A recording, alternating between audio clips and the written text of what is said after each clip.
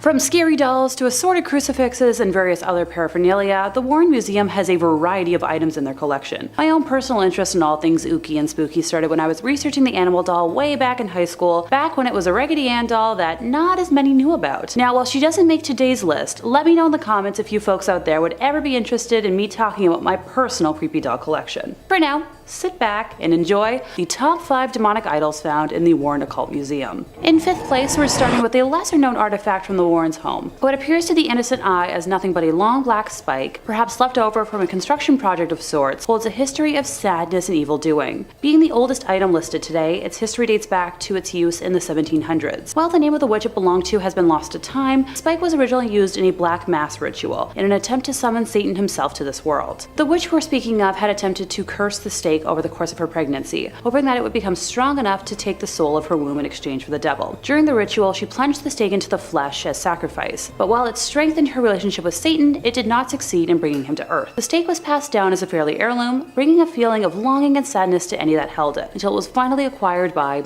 the Warrens. Moving along to 4th place, we're discussing the only item on this list that's made its way to Hollywood: Bathsheba's jewelry box. In January 1971, the Perron family moved into a 14-room farmhouse in Harrisville, Rhode Island, where Carolyn, Roger, and their 5 daughters began to notice strange occurrences almost immediately. It started with events that most of us probably wouldn't even register. Carolyn would notice that the broom went missing or seemed to move from place to place on its own. See, I'd personally be chalking that up to my ADHD. 2 young girls of the home began to notice spirits around the house. Carolyn then brought it upon herself to research the history of the home and discovered that it had been in the same family for 8 generations, and that many of them had passed under mysterious or horrible circumstances. The most haunting spirit in the home is that of the witch, Bathsheba Sherman. Fairly well off, Bathsheba and her husband Judson had a son, Herbert L. Sherman, born when Bathsheba was approximately 37 years old. While the couple gave birth to 3 others, they weren't able to survive past the age of 7. One of the passings of a neighbor's child in her care drew public attention during a post-mortem examination, when it was determined that the fatal wound was caused by a large sewing needle that had been impaled at the base of the skull. It's believed that Bathsheba took offense to Carolyn moving into what she considered her home and wanted to take back that control. The most notable incident being one afternoon when Carolyn said that she had been lying on the sofa and out of nowhere felt a piercing tip of pain in her calf, and then the muscle began to spasm. Upon examination, she noticed a puddle of blood at the point of impact. She checked for bees or anything else that could have caused the puncture in her leg, but found nothing. In her daughter's book, Andrea Perron described the wound as perfectly circle, as if a large sewing needle had impaled her skin. Now, if I were to summarize the entire hell the Perron family endured for the decade that they lived in what they refer to as the Old Arnold Estate,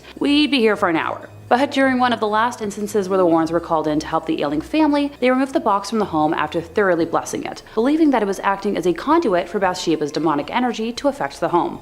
Moving on to our 3rd place, we have the Conjuring Mirror. Unlike the last artifact on our list, this has nothing to do with the Hollywood franchise. Originally belonging to a 45-year-old New Jersey man named Oliver Birnbaum, it was used to practice a medieval ritual known as speculum, or mirror magic. He performed a lengthy incantation ritual known as a conjuring formula, inviting the spirit world to assist him in manipulating the future. In the beginning, Oliver saw very little in the mirror, other than the movement of blurred forms or quick little incidents that meant nothing to him. But the more he concentrated his attention into the mirror, the more control Oliver gained, and ergo, the more he could see. After performing this ritual obsessively for many months, he got to the point where all he had to do was state what he wanted to see and the desired image would appear, eventually being able to tune into the future whenever he wanted. He gained the ability to project people he didn't like into the mirror, singling them out for punishment or revenge. The unknowing victim would be shown in a future situation, and Oliver would will misfortune to that person, being able to see his justice occur in the mirror just the way he planned it. And while this sounds like a fun projection of one's imagination, these malicious acts would actually be carried out by inhuman spirits. In order to make a victim fall down the stairs, a spirit would either momentarily disorient the person, apport some grease on a step, or go so far as to give the victim a psychokinetic push. Eventually, Oliver neglected the part of the ritual where he had to give homage to Satan, and as a result, the evil he proposed for others began to occur to him, along with the spirits that he turned loose on his enemies, now infesting his own home instead. After about a week of torture, this man was so terrified that he called a prominent Catholic official and begged him to send a demonologist to his house. When the Warrens arrived at the address, they met a man frightened out of his wits, and rightfully so. Doors were opening and closing by themselves. Every minute something would crash and break or bounce off a wall and smash. Ed was able to reverse the ritual originally enacted by Oliver and bless the house, stopping the disturbance. As the Warrens were about to depart, Oliver insisted that they take the mirror with them, and the 5-foot-tall antique now lives in their museum.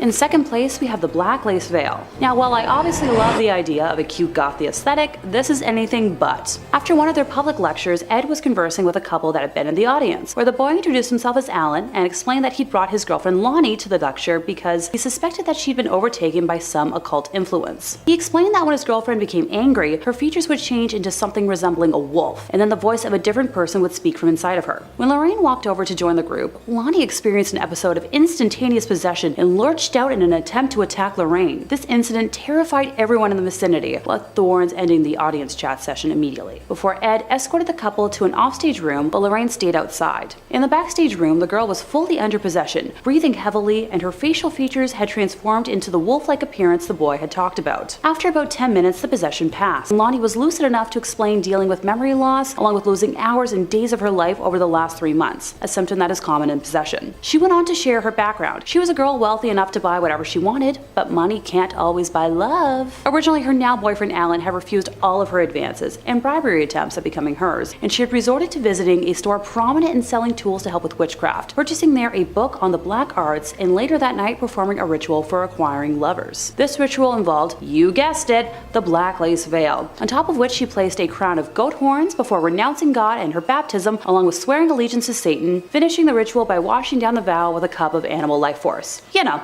simple stuff. About a month after Lonnie performed the ritual, Alan began paying her the attention she craved, making her entitled world perfect. What she hadn't counted on, however, was that she was in debt to the demonic, having given them permission to enter her life. Ed knew immediately that Lonnie would have to undergo an exorcism as soon as possible and made contact with a priest the next morning, who was able to come and assist with the procedure. Upon arrival, the priest insisted on testing the spirit. He instructed Lonnie to close her eyes and slowly count to 20, while his assistant stood behind her and placed a cross 6 inches behind her head. The entity possessing the girl suddenly went wild, screaming, "Take it away! It burns! Take it away!" During the exorcism, it kept screaming, she's mine, her soul is mine," in reference to Lonnie. It was eventually separated from Lonnie, but just before it departed, the thing vowed it would return to another. The Warrens brought the black lace veil, goat horns, cup, and the conjuring book home with them so she would be safe from repossession. But the tale of the veil doesn't end here. Ed received a phone call one day from a man named Jarin, who wanted him to meet his daughter Charlene, who he explained possessed a natural knowledge of what he took to be witchcraft. When she stared at people, even when they weren't aware of it, she'd fill their mind with inhuman terror. John called Ed specifically because Charlene was manifesting different personalities, some male, some female, and some that couldn't even be called human, but all making extremely threatening statements to John and his wife. Upon bringing Charlene to various doctors and clergymen, they recommended John be put in contact with Ed, and Ed agreed to have the girl and her father visit his home the next weekend. When Ed attempted to shake Charlene's hand upon meeting her, she backed away and stared distressfully at him, keeping track of every move he made. His attempts to question her resulted in no-end answers, and her eyes began to wander about the room in boredom. When they landed on the black veil, Charlene jumped up, grabbed the veil, and clutched it to her chest. Her features immediately began to transform into those of a wild, sneering creature distinct from this otherwise attractive girl. Ed drew 2 vials of water to himself, one unblessed, the other blessed by an exorcist, and moved away from what was no longer Charlene, but an inhuman spirit, a lesser devil of hell. Horrid moaning and various animal sounds came from the girl as Ed blessed her, banishing the demon away for now a second time. These items have since been locked away in the museum. And finally, in first place, we have the Ouija board recovered from the Donovan household. 15-year-old Patty Donovan came across the Ouija board and decided to use it to find a friend. From the first yes in response to her queries,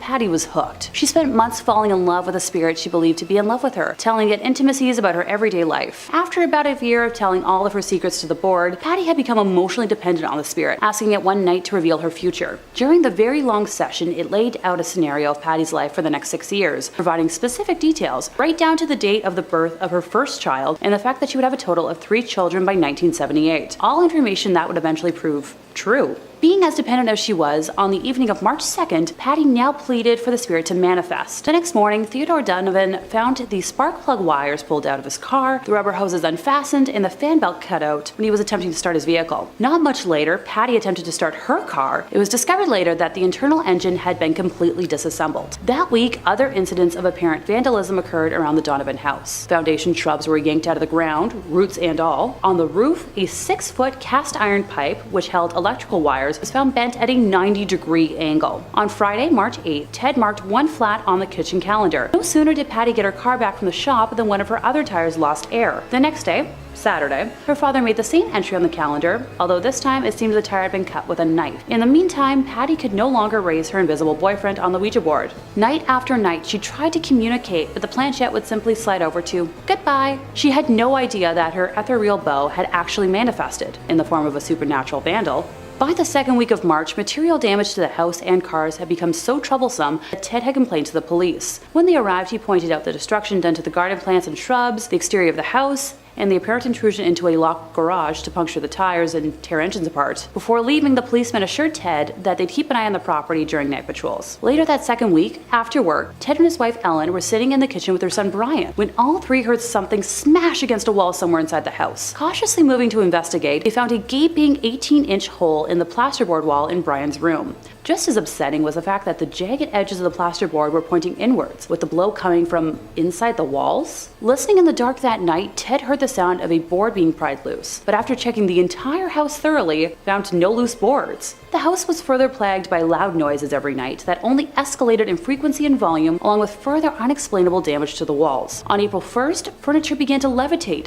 with a 250-pound dresser flinging its contents while flying erratically. Rocks had also begun to rain from the sky, pelting only the Donovan house, which the police bore witness to. Ted eventually broke down at work and explained the horror of his to his supervisor, who urged him to reach out to the Warrens. Ted instead tried moving his family into a hotel at first, and the spirits followed the family there, destroying the room and making so much noise that the family was thrown out of the hotel and forced to return home. Finally contacting Ed and Lorraine, they arrived in Maine as quickly as they were able to, finding the home in complete disarray. Lorraine said nothing, although at the time she sensed in the home the presence of entities so numerous and threatening that she had to fight with herself to keep from going back outside.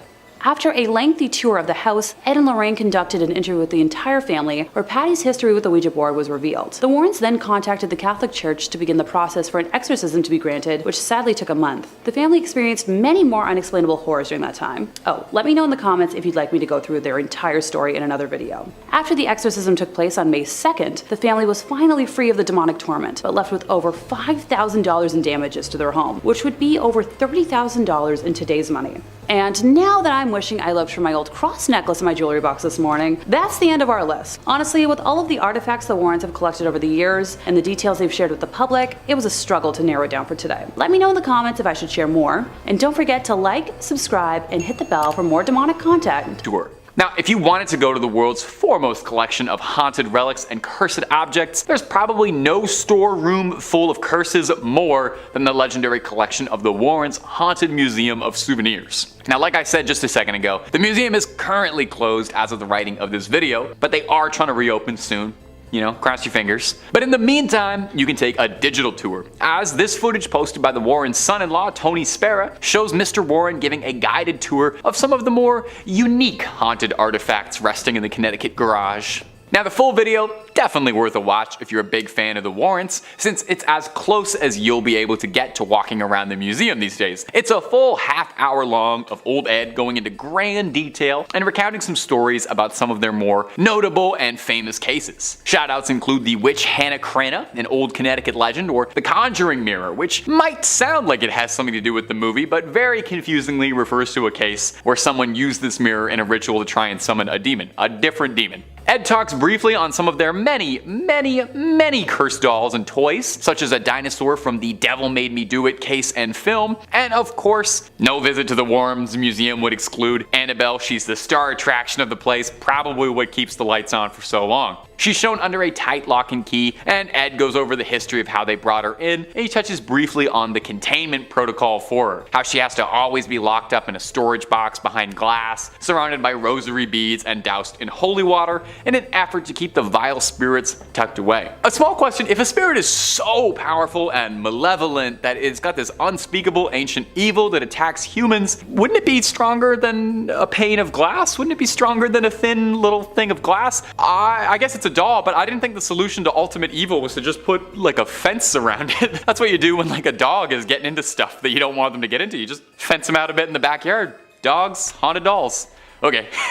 Number 3, the Shadow Doll. And coming in at the number 3 spot for today is going to be this footage of the Shadow Doll. When you first enter the Warrens' haunted museum, be it digitally or physically, one of the first things you'll see is this frightening little doll, affectionately dubbed the Shadow Doll. The Shadow Doll, that's fun to say. It's made of bird feathers and real human teeth. Lovely, those are some of my favorite ingredients. Now, it's currently owned by Tony Spera. He offers a bit of insight into the doll's history, saying it was originally acquired at an antique shop where it was sold with the owners of the shop completely oblivious to the doll's cursed energy. I don't buy that at all. What do you mean oblivious to the doll's cursed energy? Somebody came to you and sold you a doll made of bird feathers and human teeth, and your first instinct wasn't to douse the thing in holy water and kerosene for good measure? I know pawn shops ain't exactly the classiest place around, but you gotta have some standards, right? You gotta be able to recognize evil. There are very few dolls with human teeth that aren't evil. Spera claims the doll has an insidious curse inside it. Oh, wait, no, sorry, the Warrens weren't insidious. Anyway, the curse says that if you take a photograph of the doll, and when it develops, you write a curse that you'd like to inflict and then send it to your victim. The person who then opens the envelope and sees the photo of the doll will invite the curse into your home. The doll is also capable of some dream magic like Freddy Krueger, and can even stop your heart while you're asleep if Mr. Warren is to be believed. And I know what you might be thinking. Did you just curse all of us by showing us this footage and pictures of the doll?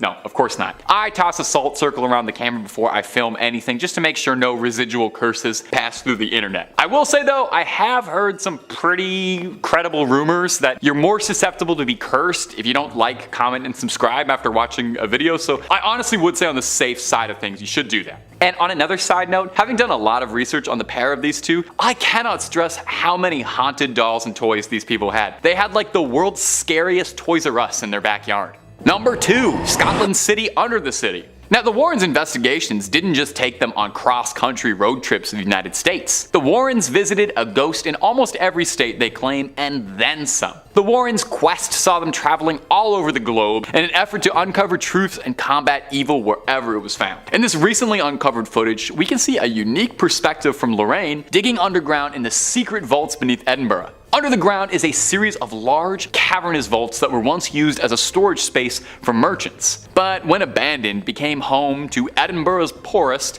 who began to make it their dwellings. Probably a real nice space, you know, no daylight, musty air, thriving rodent population, but you know what? For the right price, I would probably go for it. It's probably better than most apartments in Toronto. Because of this, the vaults were the perfect place to conduct a little nefarious business that aren't quite fit to discuss on YouTube, but naughty stuff, just know that. It's believed that 2 of Edinburgh's most prolific criminals hid bodies here before taking them to medical schools to sell off. Having known this, with this context, it's absolutely no surprise that people believe the vaults to be haunted, and claim that they feel watched or touched when walking through them. So, if there's something weird going on, the Warrens follow. This one's actually pretty cool footage, I gotta admit. It's first person, making you feel like you're exploring the subterranean depths with her. She's being guided by an old Scotsman who seems to know the tunnels pretty well, and I gotta say, if I ever take a tour of an underground vault, this is exactly who I would like to be taking me, and an old Scottish man. That's the most appropriate and trustworthy way to go ghost hunting. Now, they didn't find anything on this particular investigation, but while in there, Lorraine does claim that she can feel something communicating with her.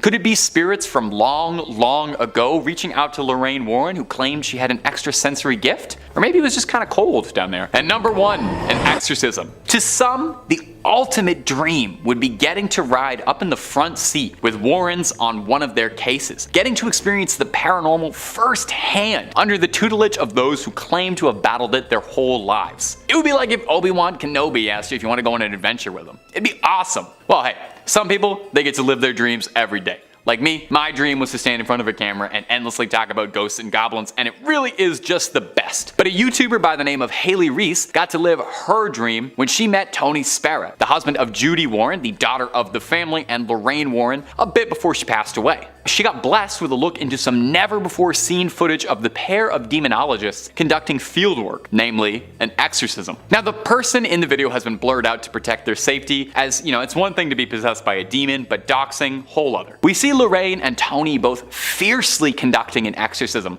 locked in spiritual warfare against a demonic force. We can hear Tony asking for the demon's name repeatedly, not because he's a friendly guy trying to make conversation, but because in order to properly drive a demon out of a host, you need to know its name. The name said, Beelzebub. Now, there is a little bit of a discrepancy whether or not Beelzebub and the devil are considered different entities, really depending on what book and depending on who you ask. Sometimes they are, sometimes they aren't. Either way, it's very bad news to have inside of you. Worst part is apparently that wasn't even the only demon inside there. It was like a clown car of demons inside one guy. Not enough room. Luckily, the pair was able to get all of the demons outside of them and banish them away. In 5th place, we have Ed's paintings. So long before they were famed ghost hunters investigating, the Amityville Horror and featured in films such as The Conjuring, Ed and Lorraine had a much different hobby. Painting. Actually, it was how the duo made a living. Ed Warren was a trained fine arts painter. The duo traveled all over the country to sell their paintings, and they also taught art classes.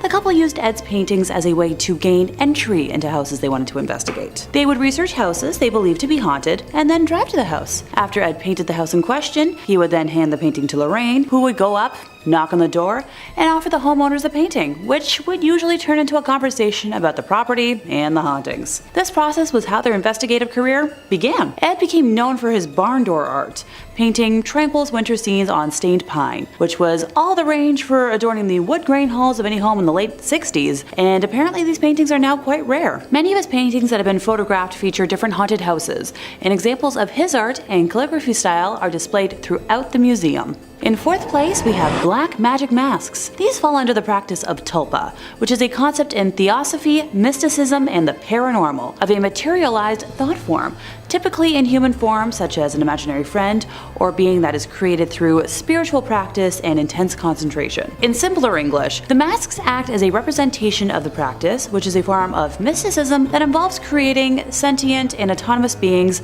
separate from oneself. So, an imaginary friend? The concept of tulpas and their creation, including the word tulpa, come from a close-in Tibetan Buddhist practice, with tulpa being a Tibetan word for creature of the mind. Tulpas did not become part of Western paranormal lore until the 1970s, and those who practice have been cited as wearing masks similar to Halloween ones in order to take on the appearance of whatever the mask looks like. I guess that explains why I've seen many cheap-looking Halloween masks in the video walkthroughs from the museum, so I suppose I'll retract my statements that I made about how pathetic they look. If anyone is curious about modern practices and appropriations of tulpamancers, the interweb origins can be traced back to 4chan message boards in 2009, and no, if you don't know what that means, I'm not going to elaborate on just how cursed that sentence was to utter. Oh, it gets worse. Alright.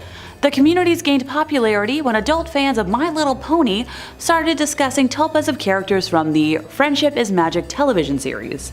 The fans attempted to use meditation and lucid dreaming techniques to create imaginary friends. Look, I knew someone back in high school who fell under that subculture, and he was the furthest thing from mentally stable. The guy had people munching fantasies as well.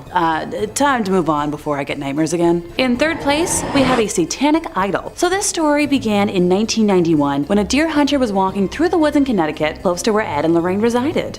The hunter got lost and after some time stumbled upon a raised, circular rock formation with the idol in question standing in the middle of it. It is believed that the formation was common with folks who practiced devil worship in the 70s. The hunter began to feel uncomfortable and left the area, deciding to make his way back to his car, and along the way he noticed an elderly gentleman walking alongside him who was dressed head to toe in black. Now the man in black never spoke a single word to the deer hunter. The hunter was getting more nervous by the second, and also more lost and unsure of his directional path. Desperate, he turned to the mysterious figure and simply asked, "How do I get out of here?" Luckily for our narrator, the man in black pointed in a direction and then disappeared. The hunter was so thrown off by that day that he reached out to Ed, who requested to be brought to the same area. The hunter wasn't 100% sure he could find the exact location, but was willing to try. Together, the men were able to stumble through the forest, and without the aid of the man in black this time, found the rock formation. Ed removed the demonic idol from the area and placed it at home in his museum, and that's when things got a little weirder. Because, you know, a man in black spotting and weird forest stuff isn't weird enough for us. Approximately 3 days after removing the idol, Lorraine collapsed for no known reason. She was transported to the hospital where no one could identify what was wrong with her. Thankfully, after 3 more days, she recovered. Red flag time! 3s and 6s are very popular numbers amongst the demonic scary people and things that you want to avoid. Ed believed that this was caused by the gentleman in black, who was believed to have been a high priest in a satanic cult, as a form of payback for removing the satanic idol. Now, this idol remains in the Warrens Museum to this day, and honestly, I think it looks like a papier-mâché masterpiece of an alien, but please let me know in the comments if anyone out there has a different opinion. In second place, we have a shadow doll. So among one of the first haunted items visible in the museum to visitors is a shadow doll, which boasts bird feathers and a genuine human tooth. Unlike the other dolls included in the museum, I'd consider this creature more of a sculpture. Ergo, why she made her way to my list today. Also, she's just overall terrifying to look at. I'm calling it now. She better join the TV universe soon. So a shadow doll is a statue or deity of sorts that is made specifically for harm and to be used at the center of curses. I happen to know the steps for the most common curse, and while I'll leave out a step for safety, yes, I promise I'll elaborate. So the caster would first need to take a picture of the doll, write a curse on the back of the photo, and then send it to whomever the curse is aimed for. The person who receives the picture with the curse will sadly invite that curse into their lives. I'm thinking, oh, totally forgot. The doll will also appear in that person's dreams. While not too much is known about the origins of this specific doll, it was initially purchased in a vintage store under the assumption that it was, simply an antique. I have a couple of antique dolls myself, and I'm shuddering to think about what they would do if activated by any kind of curse. They've already got enough of a personality. Thanks. In our first place, we have a copy of Crying Boy. So when Bob Smith was a young child in the 70s, he became fascinated by a painting in his grandmother's house. The painting was a cheap print of a well-known piece and was hung on the living room wall. The photo depicted a boy who was a similar age to Bob, and for some reason, looked sad and downcast, with tears brimming from his troubled eyes. A few years after the painting went up on the wall, there was a devastating kitchen fire in the house. While the kitchen was destroyed, the rest of the house was undamaged. The painting was eventually sold in a garage sale to Ed Warren himself. For years it puzzled Bob why his grandmother got rid of the painting, until he read a series of articles about a cursed painting. Yep, that painting was The Crying Boy. That's the title of the painting. The Crying Boy was one in a series of paintings by artist Giovanni Bragolin that was completed in the 1950s. The series depicted young, teary-eyed younglings. While it may seem strange to want an image of a weeping child on your wall, the pictures proved popular all over the world. For example, in the UK alone, over 50,000 copies were sold. The children represented were often poor and very beautiful. In total, Giovanni painted over 60 paintings, and up until the early 80s, prints and reprints of his images continued to be mass-produced. In 1985, the most popular tabloid newspaper in the United Kingdom printed a story that caused panic and ended the popularity of his work. The Sun published an article entitled Blazing Curse of the Crying Boy, describing the terrible experience of May and Ron Hall after their home was destroyed by fire. The cause of the fire, much like Bob's grandmother's, was a greasy pan that overheated and burst into flames. The fire spread rapidly and destroyed everything on the ground floor of the home. Only one item remained intact: print of the Crying Boy on their living room wall. Distraught at their loss, the devastated couple made the bizarre claim that the painting was cursed, and it, not the pan, was the cause of the fire. Now, this tale probably would have disappeared into the archives of strange and mysterious stories, except for one, tiny thing. A firefighter claimed that he had attended at least 15 house fires where everything was destroyed except for prints of the Crying Boy, which would remain completely intact. So before long, this gathered momentum, and a rash of fires all over the world were blamed on the Cursed Child, not to be confused with the play that's currently running of the same name. In subsequent articles, the Sun went on to claim that a woman had lost her house to a fire 6 months after buying the painting. 2 sisters had fires in their homes after buying a copy of the painting, when one sister even claimed to have seen her painting sway backwards and forwards on the wall while it was happening. A concerned woman on the Isle of Wight attempted to burn her painting without success, and then went on to suffer a run of very bad luck. A gentleman in Nottingham who possessed a print of the painting lost his home, and his family was injured. A pizza parlor got destroyed, including every painting on their walls, except for the Crying Boy. When the Sun reported that even rational firefighters refused to have a copy of this painting in their homes, the reputation of the Crying Boy was damned forever. In all these cases, and many more that were reported, paintings of the Crying Boy went unharmed. Eventually, there was an image of a crying child by any artist in a house that went on fire. Now, some folks claimed that they experienced bad luck if they attempted to destroy or even get rid of the paintings, while others were convinced that it was only a matter of time before disaster struck them. The Sun eventually offered the frightened public a solution. On Halloween night of 1985, hundreds of the paintings were collected together by the newspaper and burnt under the supervision of the fire brigade. So, why would this seemingly innocent series of paintings be cursed? Theories ranged from the little boy being from a Romani family who placed a curse on the artist, to others claiming that the subject of the painting had died in a fire and his spirit was trapped in the art. The most enduring story claimed that the boy accidentally set fire to the studio of Giovanni Bregolin. Simply put, wherever the little orphan went, fires mysteriously followed, earning him the name Diablo or Devil.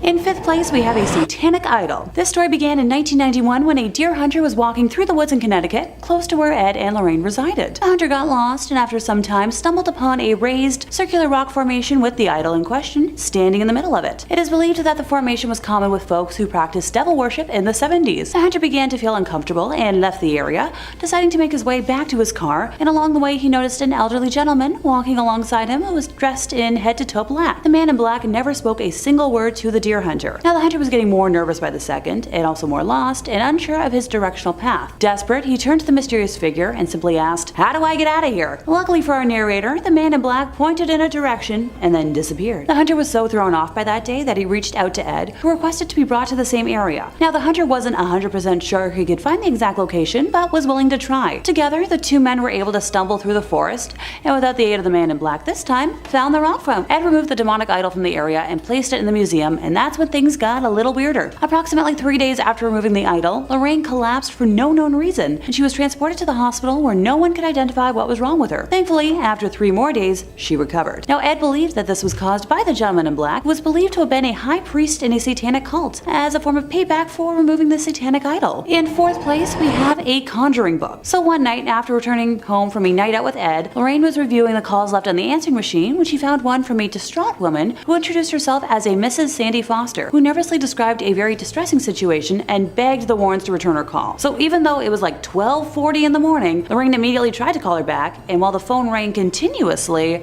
the connection was broken. Lorraine tried a few more times, going so far as to contact the phone operator and the operator's supervisor, who ran tests on the phone line and frustratingly didn't find anything weird. The next day, when the Warrens returned home from church, Lorraine immediately phoned the Foster home again. This time, Mrs. Foster answered the phone on the second ring and mentioned that the phone had never rang the night before, and Lorraine made the decision to go pay the Fosters a visit that afternoon. She and Ed arrived at around 2 p.m. and met not only Mrs. Foster and her husband, but also their 3 offspring, Abby, Joel, and Hannah, who had experienced most of the phenomena. Ed arranged his recording gear on a nearby table while Lorraine asked her permission to walk the house, which she was immediately granted. Mrs. Foster brought up that her daughter Meg, the 3 offspring Abby, Joel, and Meg, who had experienced most of the phenomena. Ed arranged his recording gear on a nearby table while Lorraine asked her permission to walk the house, which she was immediately granted. Mrs. Foster brought up that her daughter Meg had always been interested in the occult and had purchased a book on conjuring as a gift for Meg, and based off of the description Ed gave of it, I believe it was a copy of the Ars Goetia. Now Meg admitted to attempting to summon a few of the spirits in the book, but had lost hope because nothing had happened. Ed prompted further, asking for specifics on the experiences that had happened in the last week when only the younglings were home. So, let's set the scene. The boys were already in bed, and Meg had just taken a shower. After going downstairs to make sure the doors were locked and, the lights were off, Meg returned upstairs to the sounds of running water, and the faucets had turned back on without any human's touch. Now downstairs, the lights and the radio had turned back on as well. Meg went downstairs and watched the radio dial moving on its own. After turning it off again, she got halfway up the stairs when she felt an icy cold hand touch her on the shoulder, just for a second in the dark. Now Meg bolted up the rest of the stairs, into her room, shut the door, turned off the lights, and hid under her covers. Outside the door, sounds of heavy footsteps caused her to suddenly shake under her covers. And then, more noises joined in with the mysterious steps. A door downstairs slammed shut, accompanied by furniture being pushed around and crashing, almost as if an angry person had broken into remodel. When Meg was able to open her eyes again, she saw a silver light come out of the woods and glide into her room. The next thing she knew, some hand yanked her hair 3 times. Each time it pulled harder, until the 3rd time it made her eyes water. Now, she ran into her brother's room for safety, and he confirmed that he was also terrified by hearing the assorted unknown noises, accompanied by loud whispering he could not make out. The duo eventually gathered enough courage to call their parents at the home they were at, but by the time the adults returned, all of the paranormal action had paused, and they were convinced the offspring were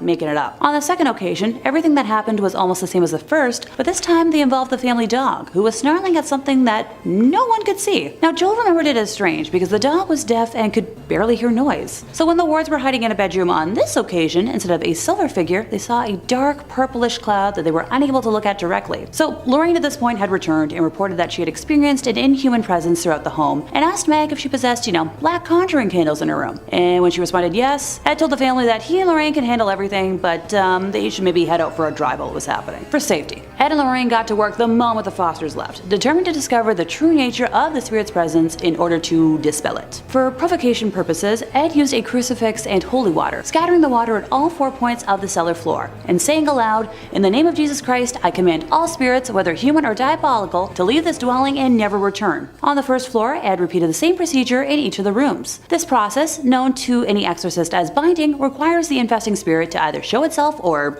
move on. Having bound the cellar and all downstairs room without incident, the Warrens were ready to approach the second floor, where they knew difficulty was lurking. But as they prepared to act, a telepathically projected feeling of dread came over them, which is a distinct indication of an inhuman demonic presence. They pressed on and began climbing the staircase to the second floor. But as hard as they tried, neither Ed nor Lorraine could get any more than halfway up. Pushing against them was some impenetrable, unyielding force. So slowly, the Warrens backed down the stairs so as not to be knocked over backwards. And at the bottom of the stairs, for a brief second, diabolical laughter rang out.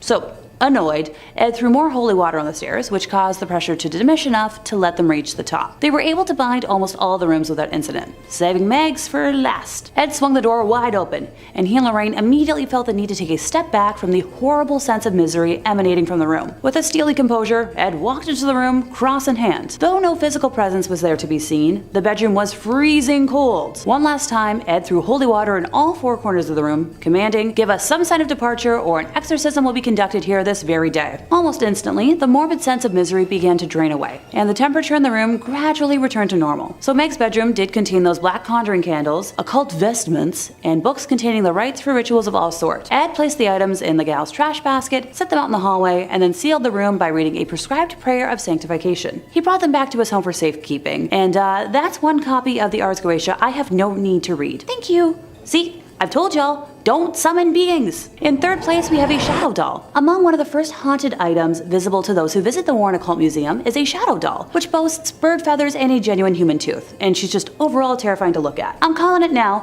she better join that TV universe one day. For reference, a shadow doll is a statue or deity of sorts that is made specifically for harm to be used at the center of curses. I happen to know the steps for the most common curse, and while I'll leave out a step for safety, I promise I'll elaborate. Now, the caster would first need to take a picture of the doll, write a curse on the back of the photo, and then send it to whoever the curse is aimed for. Hopefully you've got their mailing address. The person who receives the picture with the curse will sadly invite that curse into their lives. Oh, almost forgot. The doll is also going to appear in that person's dreams, so enjoy your nightmares, folks. While not too much is known about the origins of this specific doll, it was initially purchased in a secondhand store under the assumption that it was simply, an antique. I've got a couple of old dolls myself, and I'm shuddering to think about what they would do if activated by any kind of curse. Some of them talk enough already. In second place, we have black magic mask, which is a concept in theosophy, mysticism, and the paranormal, of a materialized thought form, typically in human form such as an imaginary friend or being that is created through spiritual practice and intense concentration. In simpler English, the masks act as a representation of the practice, which is a form of mysticism that involves creating sentient and autonomous beings separate from oneself. The concept of tulpas and their creation, including the word tulpa, come from a closed Tibetan Buddhist practice, with tulpa being a Tibetan word for a creature of the mind. Tulpas did not become part of Western paranormal lore until around the 1970s, and those who practice have been cited as wearing masks similar to Halloween ones in order to take on the appearance of whatever the mask looks like. If anyone is curious about modern practices and appropriations of tulpamancers, the interweb origins can be traced back to 4chan message boards in 2009, and I'm not going to elaborate on just how awful that sentence was to utter. Oh, it gets worse. The communities gained popularity when adult fans of My Little Pony started discussing tulpas of characters from the Friendship is Magic television series. The fans attempted to use meditation and lucid dreaming techniques to create imaginary friends. Well, I think that about sums that up, don't you? In first place, we have the Black Lace Veil. So after one of their many public lectures, Ed was conversing with a couple that had been in the audience, where the boy introduced himself as Alan and explained that he'd brought his girlfriend Lonnie to the lecture because he suspected that she'd been overtaken by some occult influence. He explained that when his girlfriend girlfriend became angry, her features would change into something resembling a wolf, and then the voice of a different person would speak from inside her. When Lorraine walked over to join the group, Lonnie experienced an episode of instantaneous possession and lurched out in an attempt to attack Lorraine. This incident terrified everyone in the vicinity, with the Warrens ending the audience chat session immediately, before Ed escorted the couple to an offstage room while Lorraine stayed outside. In the backstage room, the girl was fully under possession, breathing heavily, and her facial features had transformed into the wolf-like appearance the boy had talked about. After about 10 minutes, the possession passed, and Lonnie was lucid enough to explain,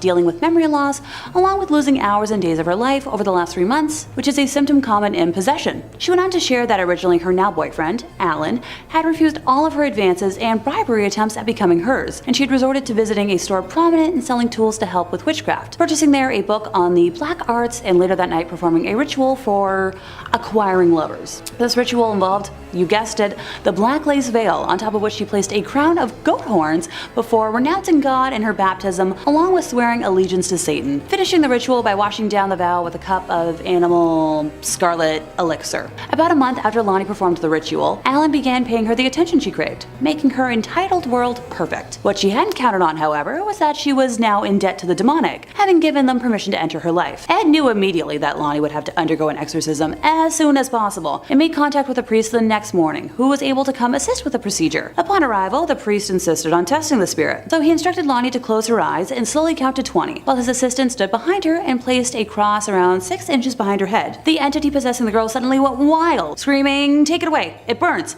Take it away!" During the exorcism, it kept screaming, "She's mine! She's mine! Her soul is mine!" in reference to Lonnie. It was eventually separated from Lonnie, but just before it departed, the thing vowed it would return to another. The Warrens brought the black lace veil, goat horns, cup, and the conjuring book home with them so she would be safe from repossession, but the tale of the veil doesn't end here. Months later, when Ed was in a meeting with a lady who was manifesting different personalities, some male, some female, and some that couldn't even be called human, but all making extremely threatening statements, her eyes began to wander, and when they landed on the black veil, she jumped up, grabbed the veil, and clutched it to her chest. Her features immediately began to transform into those of a wild, sneering creature, distinct from the otherwise attractive girl. Ed drew 2 vials of water to himself, one unblessed, the other blessed by an exorcist, and moved away from what was no longer this woman, but an inhuman spirit, a lesser devil of hell. Horrid moaning and various animal sounds came from the girl as Ed blessed her, banishing the demon away for now a second and final time. And that brings us to the end of our list, and I'm glad all of those items are still kicking around the Warren Museum for safety and not out. That is so fun to say. This next entry has been nicknamed the Gospel of Satan. So if you're looking for an indication as to whether or not this book is,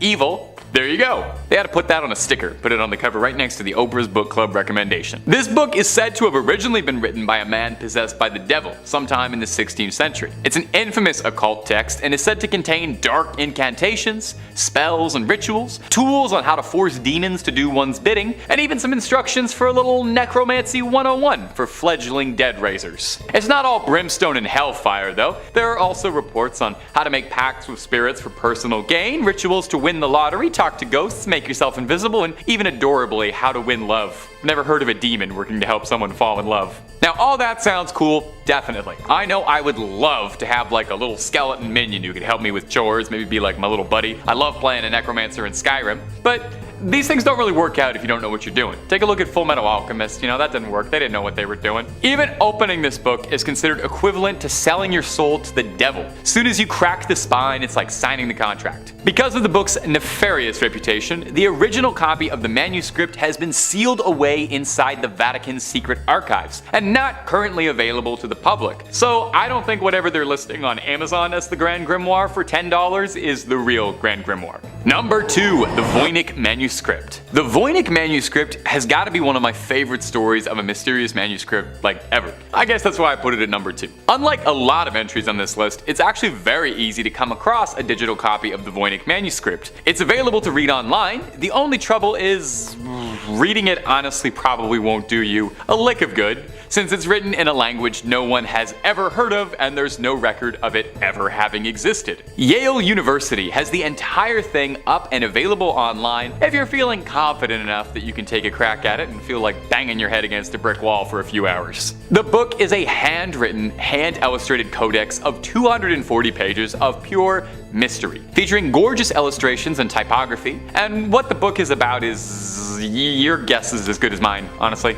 Carbon dating suggests that it stems from the 15th century, and analysis of the style of the text and illustrations within suggests that it could have been penned during the Italian Renaissance. But just about every single aspect of this thing is shrouded in mystery. We don't even know what it's truthfully called. The Voynich manuscript is the name it was given after the initial owner, Wilfrid Voynich, purchased it in 1912 and brought it to public attention for the first time. Sorry, not the first owner, I'm sure several other people owned it before him. As such, the language inside the book is occasionally referred to as Voynichese. Now, some pages are missing, lost to time completely, and the pages we do have are just a puzzle. Some are foldable sheets of various sizes, some pages have wondrously drawn diagrams or illustrations showing things like plants, some fictional, some real, and astrological symbols, drawings of people. Over the years, there have been several efforts to try and decode and document the book and figure out just what it is. A prevailing theory, admittedly a boring one, is that it's a guide to botany written in a mysterious script, a forgotten language,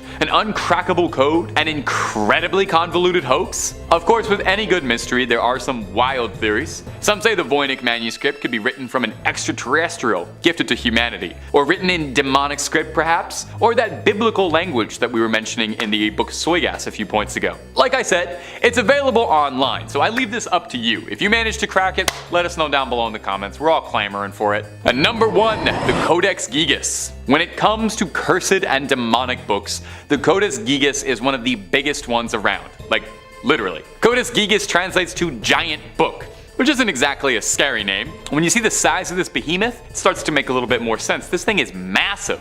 2 feet long. Now, giant oversized illuminated manuscripts were pretty common around the area the book was penned, but this one stood out for its immense size and the dark rumors surrounding the supposedly cursed text. Don't even try reading this thing, just lifting it'll give you a hernia. That's the curse. It's occasionally been dubbed Satan's Bible due to the legend surrounding its origin. It's a good story, so get cozy. Supposedly, the legend goes that a monk by the name of Herman the Recluse, which is also what they used to call me, was condemned to death for heresy and was to be walled up alive and starved. In a desperate plea to save himself, Herman tried to convince the prior and the abbot as a whole that if he could pen a manuscript to honor God's glory, and that it would contain all of human knowledge and all of human history in one book, and if he could pen it in one night, he would be let free. The abbot agreed, thinking this was, of course, impossible. Herman wrote until midnight, wearing his fingertips down, and in a moment of desperation, made a prayer to Lucifer and asked for his eternal soul in exchange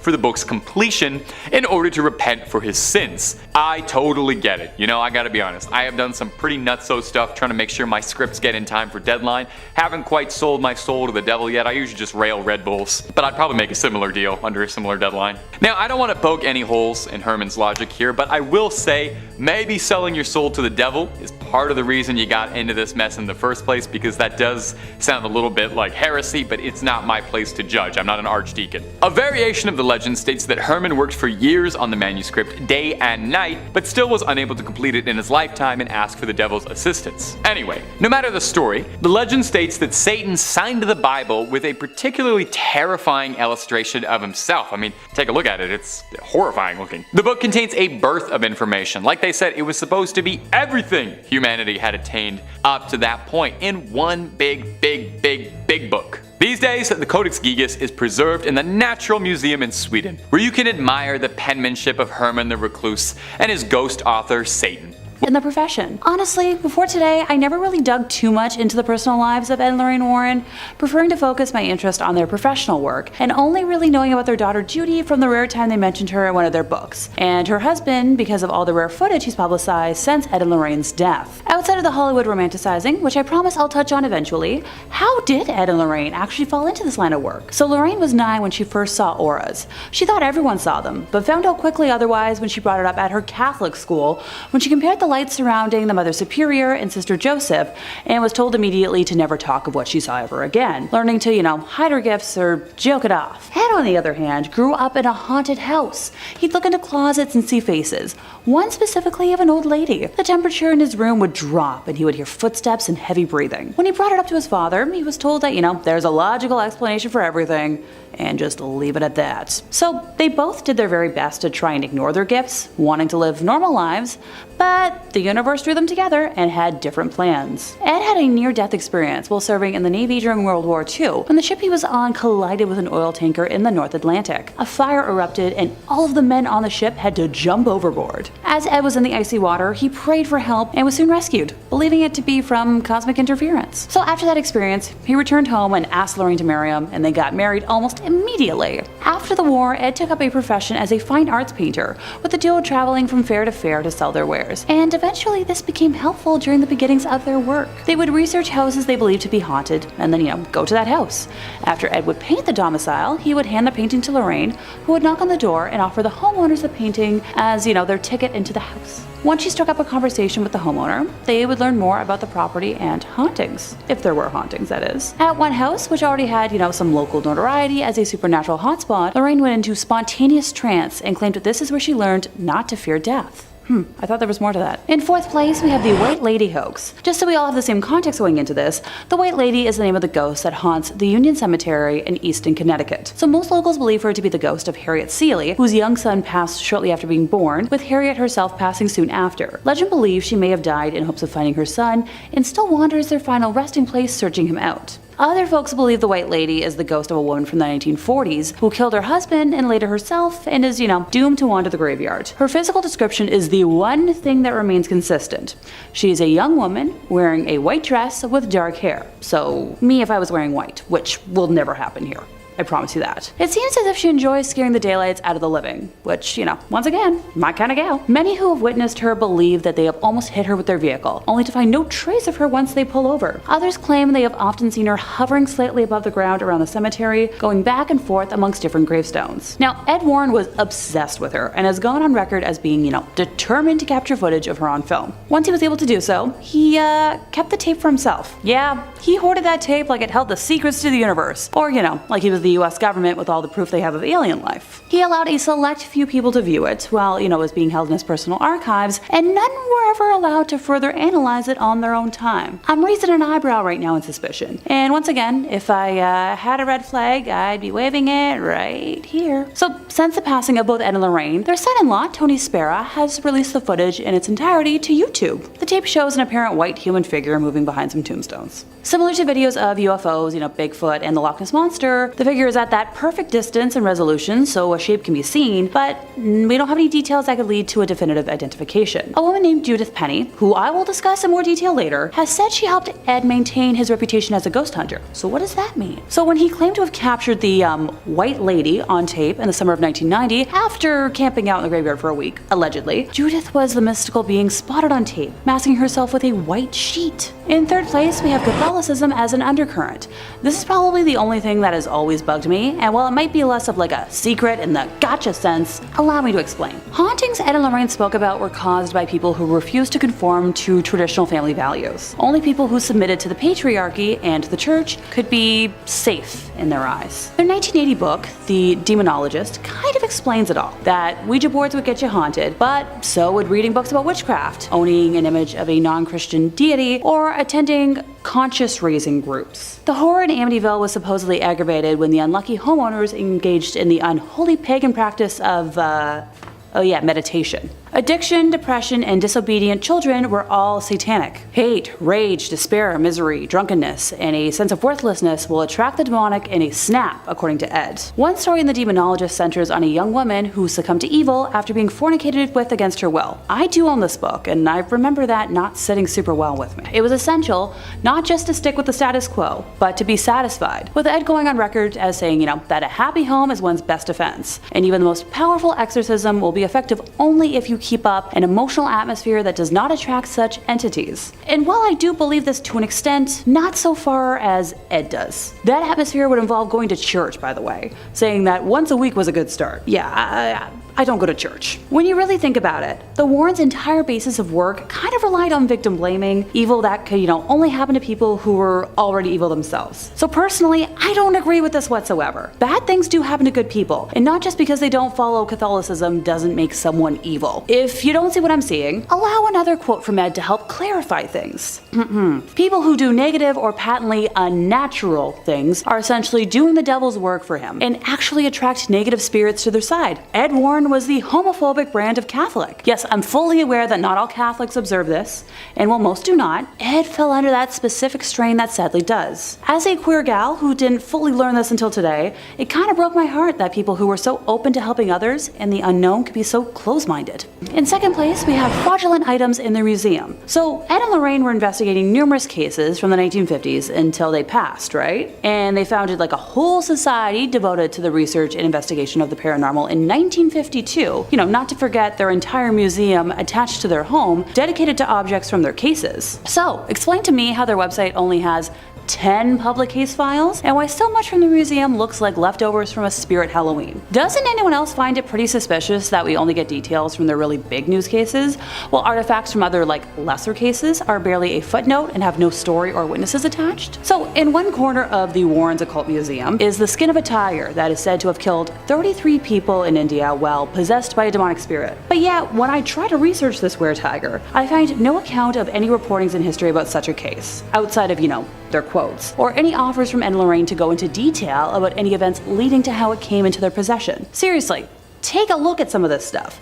Given what I know about modern day Satanism, that idol looks like a papier-mâché alien mock-up. Well, most folks who practice Satanism don't actually pray to any sort of idol, or to the devil himself. But sure, for a moment I'll pretend like that's real and move on to the, black magic skull, which just looks like a cheap haunted house prop for a glow-in-the-dark room. Ditto for the, chilling masks. You know what, actually that's a lie. I've seen cosplayers make better masks. I'm not going to even try to rationalize the skull with horns or the recreation of the Witch of Monroe. Y'all don't need to see me fuming right now. In first place, their personal life. So if you watch the film franchise, you'd think Ed and Lorraine had a pretty ideal, wholesome, perfect Americana family style life. But the reality isn't so shiny or pure, despite what, they preach all the time. In the early 1960s, Ed Warren initiated a relationship with an underage woman with Lorraine's knowledge. Ed was in his mid-30s when he met Judith, who was exactly half his age. Yucky. Having not yet gained enough fame as a self-trained demonologist to pay the bills, Ed was working as a city bus driver in Monroe, Connecticut, while Judith was a student at Central High School in the nearby town of Bridgeport, who, conveniently rode his bus route. The two began an amorous relationship, according to a legal declaration from Judith in November of 2014. Heck, by 1963, she had moved into the Warrens' home, and for the next 40 years, she had a sexual relationship with Ed with Lorraine's knowledge. That same year, Judith was arrested after someone reported her relationship with Ed to local police, because, busybodies everywhere. And she spent a night in the North End prison in Bridgeport, while police tried to persuade her to sign a statement admitting to the affair. After she refused to cooperate, she was ordered by the court to report to a delinquent youth office for the next month. So, Ed, being the great guy he was, picked her up from school every week and drove her to the mandated meetings. Judith claimed that Ed told her many times that she was the love of his life. The Warrens explained her presence in the home as a niece or a poor girl who they had taken in out of charity and who helped them with office tasks. And she was mentioned in a lot of their books as being, their secretary, most notably in The Demonologist, which I've already quoted a couple times today. What do you know? I own a copy. In May of 1978, while in her 30s, Judith became pregnant with Ed's child, and Lorraine persuaded her to have an abortion because the birth of a child could become public and any scandal could ruin the Warrens' business. Now, if that wasn't awful enough, Judith has also claimed that Ed was, on occasion, physically offensive to Lorraine. Judith described one night in particular where she saw Ed slap Lorraine so hard she lost consciousness. Early on, she said, she witnessed him backhand his wife. While it might be easy to dismiss all these claims as, hooey, or someone trying to make something out of nothing, there's an interesting element from Lorraine that kind of proves this to be true. So when Lorraine signed on to consult on the Conjuring movies, she got a contract that states that the movies will not feature negative information about the Warrens, mentioning specifically intercourse with minors, youngling bad videos, anything to do with women of the night, or sexual violence. Kind of weird to have to spell that out if you don't have anything to worry about. Now, this is where I was wondering, well, where was the daughter in all this?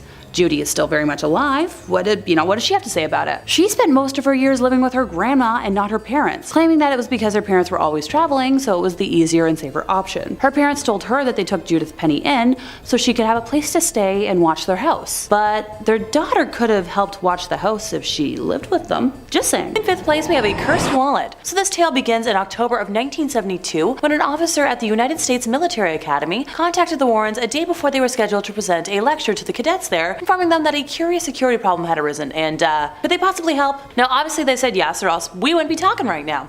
So the next day at a little past 4 in the afternoon, they entered the gates of the academy and were escorted to the office of Major Donald Wilson. So the major went on to explain how an unaccountable breach of security was occurring in the home of West Point's commanding general. Ed asked the major if he knew the nature of the problem, to which the man replied that there was a ghost in the general's quarters. So the Warrens were soon escorted to meet the general and his wife, where they were directed into a sitting room, where the general explained that, well, nothing macabre had happened. A number of curious incidents had occurred without any kind of explanation. So, some background, in the basement of that building there is a private study that at the time was kept locked and secure, but no matter how many times the bunk in there was made up, it was always found ripped apart later. Upstairs, ghosts had been seen flitting about the house. Oh, and personal belongings and other important articles were regularly found missing. The man emphasized not stolen, but just missing temporarily. Later, all these stolen items would be found upstairs, neatly laid out on the dresser in the general's bedroom. So he asked Ed if this could be, caused by a ghost, and Ed confirmed that it was indeed a possibility, and probably like a human ghosty and not a demonic spirit. Lorraine offered to walk throughout the home to try and, establish where the spirit might be present, while Ed and Major Wilson headed for the basement with the key to the downstairs study.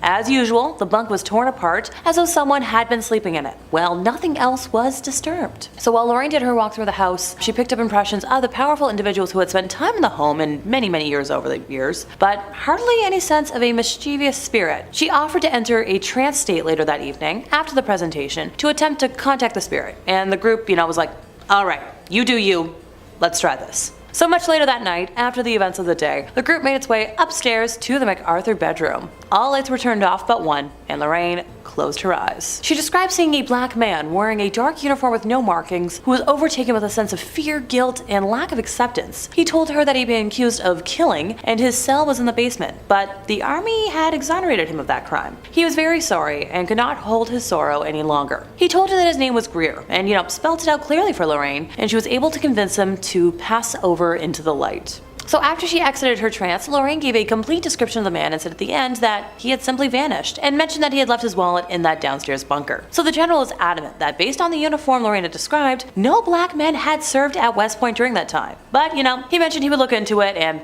thank the Warrens for their time. Goodbye, alright, sure. A few weeks later though, Ed and Lorraine received a phone call from the general. It was discovered that a black man, a porter by the name of, Greer, had served there. So he had been assigned to the Thayer mansion in the early 19th century, and he'd been accused of committing death, but the army did exonerate him of it. His records had been out of order, and he would now be officially filed as deceased. Also, the walls in the bunker had been renovated, and the wallet was finally found. What do you know?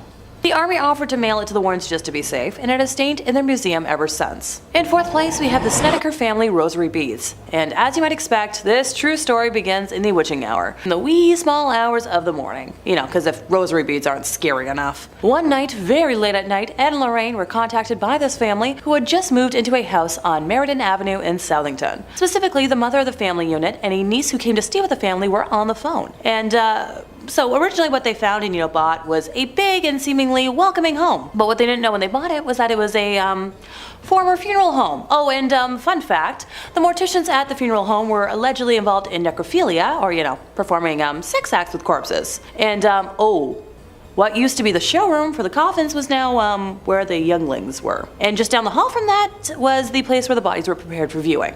Yeah, not grim at all.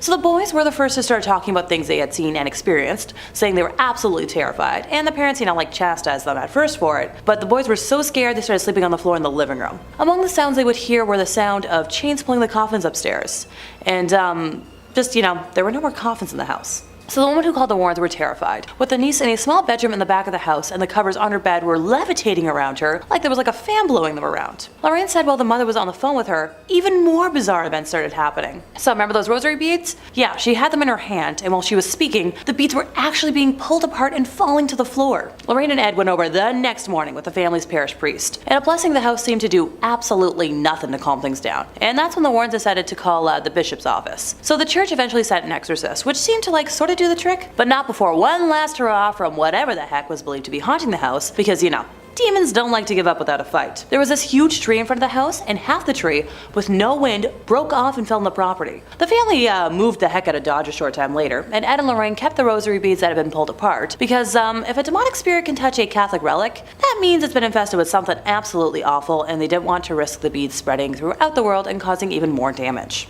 Yeah, that makes sense.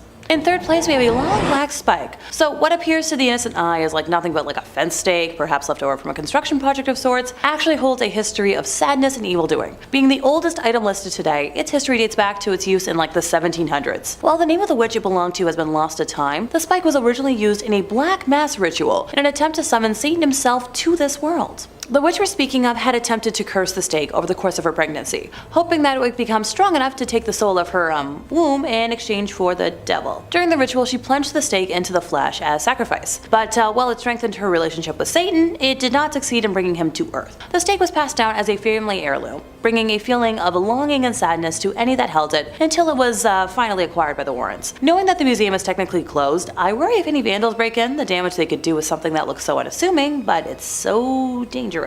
In second place, we have the Carlson's knick-knacks. So this happily married couple in their 30s bought this old inn in New England. No big. So Nathan Carlson traveled a lot during the week, but his wife, Alexandra, was home all the time to take care of their 2 daughters. Not long after moving in, Mrs. Carlson and her daughter began hearing footsteps on the second floor where, in the past, lodgers used to stay. During the afternoon and late into the night, they'd hear dragging, heavy-booted footsteps move across the floor above them. Mrs. Carlson's older sister, who lived nearby, occasionally stayed overnight in the house and also heard these footsteps. The Carlsons had rooms set aside elsewhere in the house for, live and farm help, and these men would hear the footsteps walking in circles around their bed. Sometimes, while Mrs. Carlson would be asleep at night, she'd be awakened by the spirits in the home, which would actually yank the covers off the bed while she was, in it. She later found out that very same thing happened to the farm help, which explained why the men tended to, quit so soon after they were hired. Eventually, the infestation phenomena upgraded into whisperings that could be heard behind closed doors. However, when Mrs. Carlson or her older sister checked the room where the whisperings were coming from, there was never anyone present.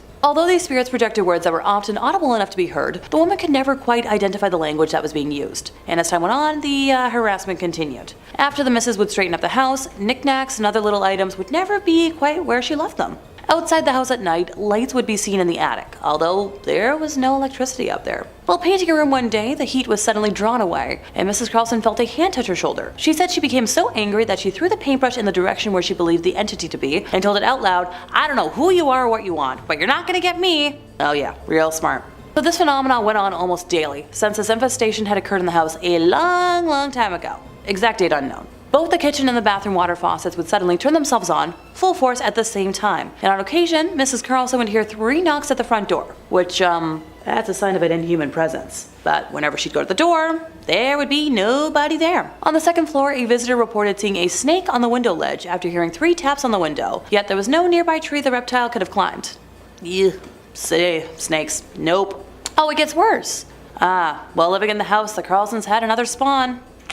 And one night, while the missus was watching television in the living room, she suddenly heard a tremendous, powerful explosion. When she jumped up to check, thinking the furnace had kaboomed, she found the door to the infant's room violently torn open. Objects were still swinging and vibrating, and the temperature in the nursery was equal to a meat locker. Although the spirits in the home had evidently tried to kill the youngling, the little one managed to live through the experience. Thank goodness. However, when the spawn reached 3 years of age, Mrs. Carlson was walking past him as he played with some knickknacks from the living room, when he suddenly let go with a loud shriek saying, "You stepped on Beatrice!" So Mrs. Carlson put down the laundry she'd been carrying and asked, "Who?" To which he responded that Beatrice was his friend who told him what to do. Mrs. Carlson then told her son to ask Beatrice who she was, and after a pause he replied that Beatrice had told him to tell her that she's a witch. So the mom took away the items the boy was playing with and almost sent him into hysterics in the process. She tossed him into a basket in her bedroom closet, somewhere the boy was forbidden to go without her permission, and didn't really think about it until later that night when she was in bed by herself and saw a large black form in the room with her. She described the entity as being,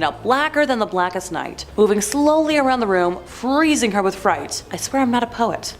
Before the black mask went away, it transmuted into a globe of synthetic light about the size of a basketball, while producing a deafening roar, which she compared to a blasted furnace. This went on for many nights until the Warrens were called in, and like many other times I've mentioned today, took a tour of the home, blessed it, and realized the knick-knacks were directly tied to the entity. Now, they've never described them in detail, so I don't have any clear photos to discuss today, but I'm assuming they're around the size of action figures if a 3-year-old was able to play with them. In first place, we have Bathsheba's jewelry box. So this is probably the most famous case on today's list. In January of 1971, the Perron family moved into a 14-room farmhouse in Harrisville, Rhode Island, where Carolyn, Roger, and their 5 daughters began to notice strange occurrences almost immediately. So this started with events that most of us probably wouldn't even register. Carolyn would notice that the broom went missing or seemed to move from place to place on its own, and the young girls of the home began to notice spirits around the house. Carolyn then brought it upon herself to research the history of the home and discovered that it had been in the same family for 8 generations, and that many of them had passed under mysterious or horrible circumstances. The most haunting spirit of the home is that of witch Bathsheba Sherman. Being fairly well off, Bathsheba and her husband Judson had a son, Herbert, born when Bathsheba was about 37 years old, and while the couple gave birth to 3 others, they were unable to survive past the age of 7. One of the passings of a neighbor's ward in her care drew public attention during a post-mortem examination, when it was determined that the fatal wound was caused by a large sewing needle that had been impaled at the base of the skull. It's believed Bathsheba took offense to Carolyn moving into what she considered her home and wanted to take back that control. So the most notable incident overall was one afternoon when Carolyn said that she had been lying on the sofa and out of nowhere felt a piercing type of pain in her calf, and then the muscle began to spasm. And upon examination, she noticed a puddle of redness at the point of impact. She checked for bees or anything else that could have caused the puncture in her leg, but found nothing. In her daughter's book, Andrea Perron describes the wound as perfectly circular, as if a large sewing needle had impaled her skin. Now, if I were to summarize the entire hell the Perron family endured for the decade they lived in what they referred to as the Old Arnold Estate, we'd be here for an hour. But during one of the last instances, the Warrens were called in to help the ailing family, and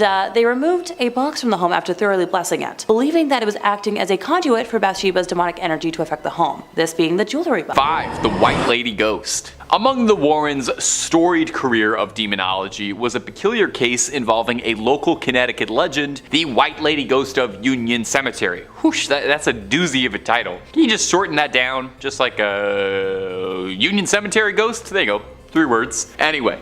Union Cemetery dates back 400 years, and it's said to have been haunted by this one notable ghost in particular. Now, exactly where she came from, nobody's quite sure, Nobody's got an exact date and time. Some speculate that she's a woman who lost a child in childbirth and hasn't been able to move on to the afterlife and still seeks out her child. Others speculate that she's a ghost of a victim who was dumped into a sinkhole near the cemetery and is unable to move on while the crime goes unpunished. The fact that we don't even know her name, I'm sure that's probably bothering her somewhat too. The only things anyone can agree on is that those who say they've seen her claim that she's dressed in a bright white nightgown and has her head and face concealed with a white bonnet. A particularly good ghost story says that in the late 90s, a firefighter responding to a call nearby to the cemetery said that a woman in a white dress jumped in front of the truck and landed behind him. When he leapt out of the vehicle, there was no body on the ground but a dent in the hood. So naturally, such a popular ghost would have to catch the attention of Connecticut locals Ed and Lorraine Warren, and this rare footage is Ed filming the cemetery looking for proof of the White Lady. We'll play some of it for you now, and you can try and make out what's happening. It won't be the easiest. Ed Warren claims you can see the ghost walking behind in the shadows and turning to look at him. Now, Ed Warren said that this evidence was so important it had to be locked away to be studied by the New England Society of Paranormal Research, but not to burst anyone's bubbles, it kind of looks to me like they locked it away because it's not really that impressive. You let me know if you could see what they were trying to get me to see, because personally I just see some blurry lights in a dark graveyard, but maybe I'm not opening my third eye enough. If you're looking for more ghost videos, stories of the Warrens, hauntings, possessions, exorcisms, and a whole lot more, Top 5 Scary has all of that and then some. So click through, please subscribe, please ring that little bell so you don't miss a single one of our videos, but do that at the end of this video, okay? Because I got 4 more Ed and Lorraine Warren stories coming up for you right now. Number 4, Ed Warren invoking a spirit on camera. Coming up next is this video uploaded by Tony Spera, the Warren's son-in-law, on his personal YouTube channel. If you're a fan of the Warrens and you're not already, I would recommend subscribing to Tony Spera. He puts all sorts of Warren related clips up on the channel and it's fun. Now, it's hard to say much about this particular video because it was uploaded without a whole lot of context. The video doesn't really mention a date, a location, or a case, or anything else like that. It's a bit troublesome because the Warrens have said to have worked on hundreds of cases over the years, so this could be any one of them, or maybe it's just one of the lesser, less exciting cases that got pushed to the side. They can't all get made into movies, Now, in the video, we can see Ed filming what looks like a fairly normal 70s living room, although the room is definitely haunted. You can tell right away from that liminal yellow wallpaper color.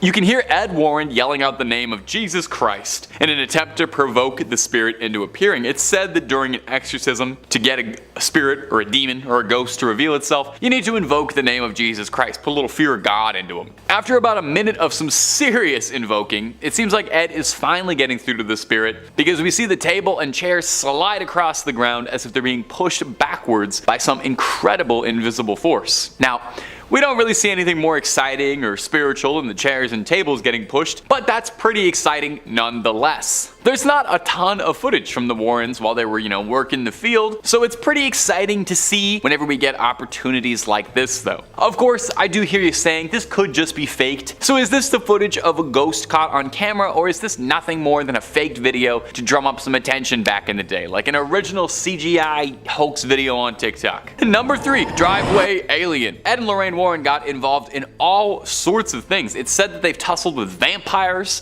with werewolves. Now, we don't have it on 100% authority that they ever encountered aliens, but they definitely could have. They researched everything. So let's take a look at this weird video of what looks to be a visitor from another world touching down on the driveway. You wouldn't expect aliens to make first contact in Colorado, but hey, here we are. In this video, we can see a really scrawny little creature walking up and down Vivian Gomez's driveway. The creature had people talking because, well, take a look at it. Just what is it? It almost looks like it's got giant ears flopping around when it moves, and I'm not gonna lie to you, it reminds me a lot of Dobby from Harry Potter, so maybe he just got a sock and he's just celebrating his happiness and he's excited to be free. The woman whose driveway caught the security footage, one Vivian Gomez, had this to offer when she posted it on Facebook. So I woke up on Sunday morning and saw this on my camera, and I'm trying to figure out what the heck. First, I saw the shadow walking from my front door, then I saw this thing. Has anyone else seen this on their cameras? The other 2 cameras didn't pick it up for some reason. Sadly, her security camera only films for about 10 seconds or so this is the only footage that she was able to capture of this mysterious driveway creature. Gomez clarified for everyone that whatever it was wasn't her son. Okay, we weren't thinking that, but now we're definitely not thinking that, because she doesn't let him out by himself that late, although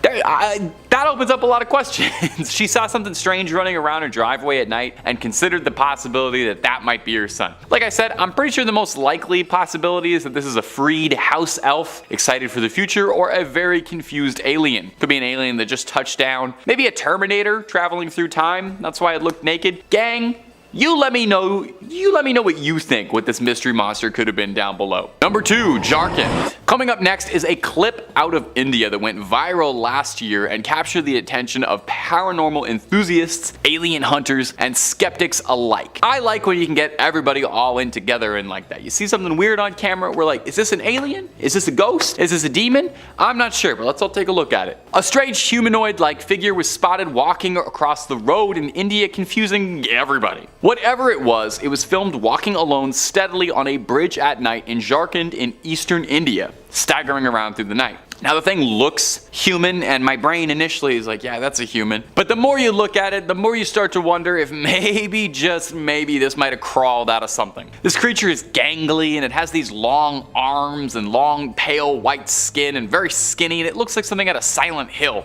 Motorcyclists were swerving out of the way of this figure, which stops and stares at them for a bit before continuing to stroll onwards. Now naturally, this got people talking, because it's not every day you see a terrifying pale figure like that. More than a few people suggested that it could be an alien walking around the streets at night, explaining why it seems so confused. Others suggested that it could be a ghost, which would be pretty spooky.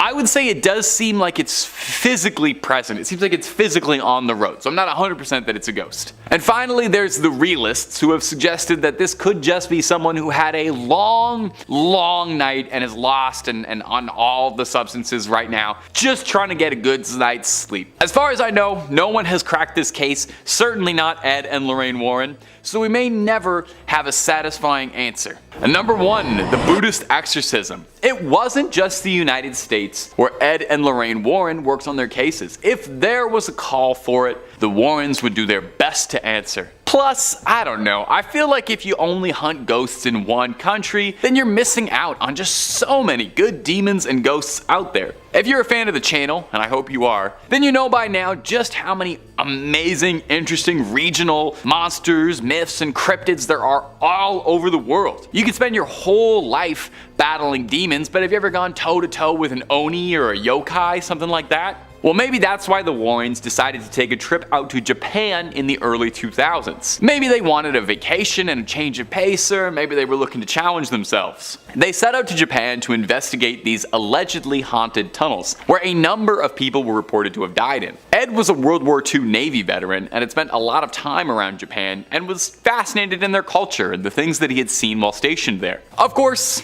hardly a vacation, because while they were there, they were asked to participate in a Buddhist exorcism of a young woman named Teresa who'd become the unwilling host to a litany of demons. They were aided by a group of Buddhists during the exorcism, which is probably a change of pace from their usual ordained Catholic ministers. In the clip, we can hear Lorraine doing her level best to try and cast the evil out of the young girl's body. The clip is a bit hard to watch, and that's coming from someone who watches ghost videos literally every single day of his life. You're watching someone writhe around screaming in what looks like agony.